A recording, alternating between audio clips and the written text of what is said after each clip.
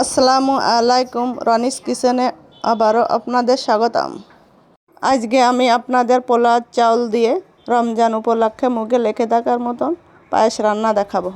তাহলে চলুন আমার মতন করে আমি শুরু করি।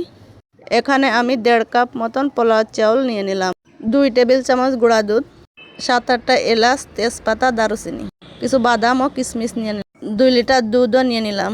পোলাও চাউলগুলো আমার বাড়ির ধানেরই চাউল ছিল।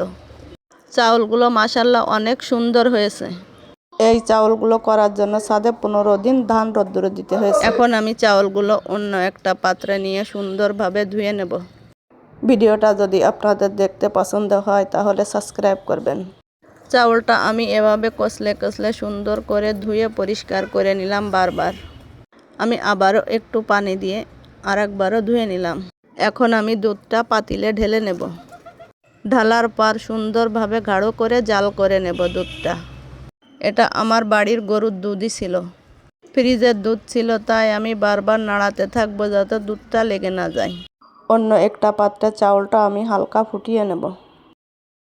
চাউলটা নাড়াচাড়া করে ঢাকনা দিয়ে ঢেকে দেব, চুলার আঁচটা হালকা করে দিয়ে।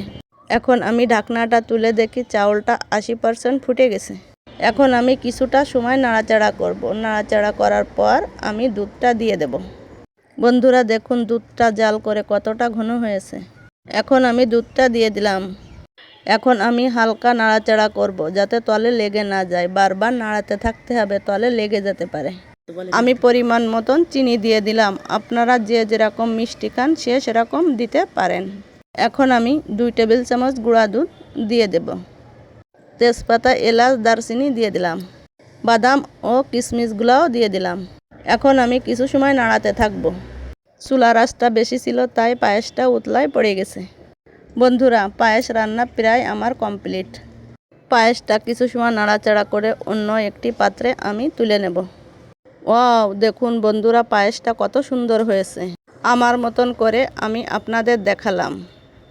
পায়েসটা বেশি ঘনও হয়নি, বেশি পাতলাও হয়নি। খেতে অনেক মজাই হবে মনে হচ্ছে। অনেক সুন্দর ঘ্রাণ বেরোচ্ছে, দেখেও মাশাআল্লাহ অনেক লোভনীয় লাগছে।